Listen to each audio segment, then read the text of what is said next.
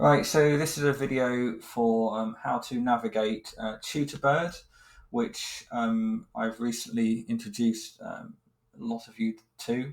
Um, it's an improvement from my last system because it means that you as clients and students should have a lot more access to kind of what's going on, especially with things like payments and lesson reports and so on.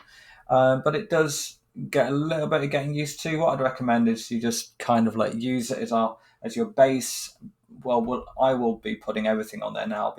Well, everything, but I'll be WhatsApping lesson reports and stuff like that less often and doing it more on Tutorbird.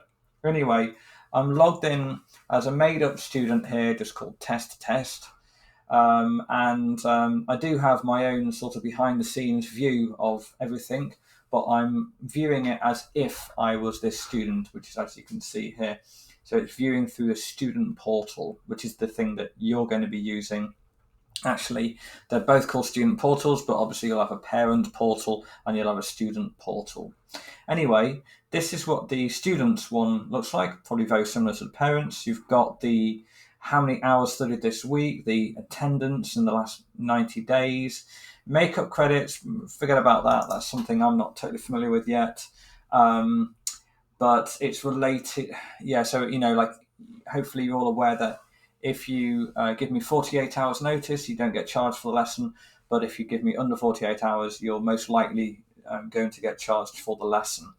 And what I will do at the moment is just simply not charge for it, if that was the case. But there's something you can do here with it, like give a makeup credit. I'm not entirely sure what that is, so forget about that for the moment, but we may be using them in the future. Now down here, we can see if there's been any notes. No recent notes. Let's click what happens if it says show more history. Okay, let's click there. And here we can see on the 11th of September, there were some notes made on a lesson. I've just written lesson notes and links, but you'll have in reality, you'll have the description of what we did that lesson, any other notes that I might find useful, and some links to various things that have occurred there. You can see what's occurring this week. I'm not sure.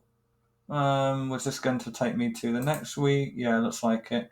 And then you click on this, and so I guess you can keep going forwards and so on. Then you can click on this week. Yeah, and these are other events. So it's not just lessons, but it's also what kind of things are happening now. You can see that this one says an online lesson, but I think I changed one of them. I'm pretty sure I changed one of them to say a face-to-face lesson. And then you can also see school holidays. Anyway, I thought I did, but and then underneath that you've got any news that I've published that stuff that you might find helpful and useful as well. You got the contact info. Let me see what happens when you see that. Okay, cool. These are just my email address. Should have my phone number there as well, really, but maybe I can't add that. Here we have a calendar. So this is all the lessons that you'll see. Like when do we have a lesson booked? If you can't remember, use Tutorbird. Lending library, forget about that. Online resources, forget about that. I use my own system for resources. I don't use Tutorbird because it's a little bit clunky for that. Student log is something I'm not sure. I think it's so as you can use Tutorbird yourself if a student wanted to use it to log their own study time. So maybe I wanted to keep tabs on you, or you wanted to keep tabs on yourself, like how much study time have I been doing? You could monitor. That could be a tool that you could use, but you don't have to worry too much about that. Really, it's not that important.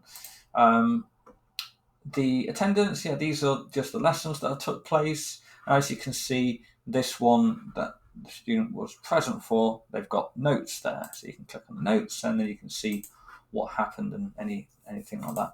News, you saw at the beginning, we've got it on the front page, and then we've got its own special news page. And then message history. Whenever I've sent a message via Tutorbird, it will appear in the message history, which is why it's very useful to use Tutorbird rather than multiple different messaging platforms, because it'll all be in the message history, which would be very useful. Now, I'm going to show you what it would look like as a parent now, because what the student doesn't see is the payment situation, invoicing status. So I'll just show you that now. Okay, so I'm now viewing it as a parent. As you can see, pretty much the same so far. Obviously, a different name up there. Home contact info is going to be the same. Calendar, yeah, same. I've noticed, by the way, I haven't mentioned this earlier on, but there's an option to cancel a lesson. Now, I'm not sure how well that works, so I would suggest to avoid using that, and just to let me know that you've cancelled the lesson. I think in future it might be quite useful to use this, but for now I'm a bit tentative about it, so I would avoid using it. If you do end up using it by accident, or I don't know, if anybody didn't watch this video, it wouldn't be the end of the world, I wouldn't have thought, but it'd be easier for me if you just message me somehow. Yeah, so anyway, everything else is the same apart from this one, account and invoices. So you can see we've had this client has bought a bundle of lessons for £225, and there's a record of when they spent that. And then the lessons after that time, has just slowly been eating into the bundle. And clearly this client has not been paying me for lessons, it seems, and they're now in the negative, 180. Now, because all my what I do is I ask for payment ahead of lessons, and that's the main point of bundle. Well, all lessons are paid in advance, and bundles are obviously paid well in advance, which is why you get the slightly cheaper price. So your balance should always be positive. The downside to this at the moment, it doesn't work quite so well with bundles. I mean, it's better than what you had before, which is nothing. So you got something, you got a record of when you paid and the lessons and so on. Basically, you can sort of see how many pounds you've got left on your bundle, and therefore how many lessons. And what I'll tend to do is invoice you if your bundle's due to run out next month. Okay, now what I'm moving towards in terms of payments is to make the due date 2 weeks before the start of the bundle that I'm invoicing you for. So if your last lesson for your current bundle is going to be 1st of September, that means that your next bundle will be starting the next week. So I'll make the due date to be 2 weeks before that. Yeah. But I will actually invoice you something like I've forgotten. Well, basically, if the invoice for the next bundle is going to start in September, then I'll invoice you at some point in August. Yeah. But there will be details of all the payments that you've made here. Now, I have to manually add them on. They're not automatic. Eventually, they may well be automatic because you can pay via Tutorbird, and then Tutorbird will automatically record how that you paid. And there also will be. I may move away from bundles altogether and instead of doing. I still want to do the tiered prices, so you can have, obviously, if you buy 20 hours, that'll give you the lowest price. So in order to address those kind of cheaper prices, I'll ask clients that have the option to. I would probably do this anyway, monthly payments, and then they. So the basic one, which would be the equivalent of a 5-hour bundle, you'd pay 2 weeks before the start of the next month.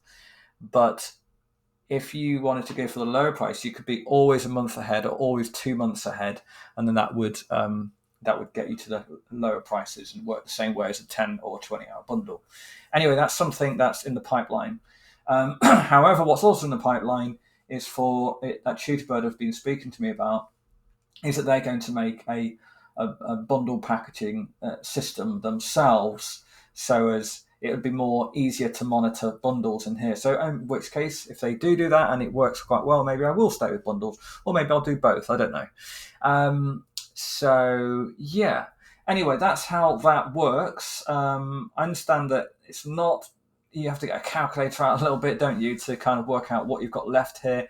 But nonetheless, what you do have is a very clear record of when lessons happened and so on. And so, as long as I'm adding them up there, if you've made a payment and you don't see it on your record, just message me and say, I've made a payment on, I don't know, a week ago and I don't see it on my account. Then that's just, if I've slipped up and I need to put it on there, then of course I'll do that. I just noticed that it does say face-to-face lessons there, occurred on the 18th of September. So this is something I've recently noticed that I can do. I can change the calendar category. And sometimes what I might do is if I'm rearranging a lesson or putting in a holiday lesson or something like this, and we're in the process of finalizing the dates and times, I might book one in and it'll say an unconfirmed lesson. So if one of your lessons says unconfirmed, well, it's not confirmed. So I think that is pretty much it. If you've got any more questions, let me know. One other thing that occurs to me is, how do you actually get onto all of this? Well, I think you just go to tutorbird.com and then log in as a parent. So let me just try that now. Okay, I've just had a quick look online, and by the way, you can find all this stuff yourself by just searching it also. And I just, in fact, I think I have to keep on this window. So I'm just going to type this into the browser tab, and so there's loads of online support via, that's not the right one, hang on, Tutorbird. I'm not sure, you can't see this now, can you? That's frustrating. Open, it's not letting me, because unfortunately I'm recording this particular tab. Basically, anyway, I can see it, but unfortunately I can't put it on this video now because of the way I've set it up. Basically, it's I'll send you a link and with your login and everything, and you just click on that link and then log in with the details that I've given you. And that should work fine then. But there's lots of videos on Tutorbird on YouTube as well as the one that I'm making now, and lots of details on the website. But hopefully that makes it clear. Feel free also, whenever we have a lesson, to jump on at the start if you've got any queries about how to use the software. But hopefully that was helpful. Thanks. Bye.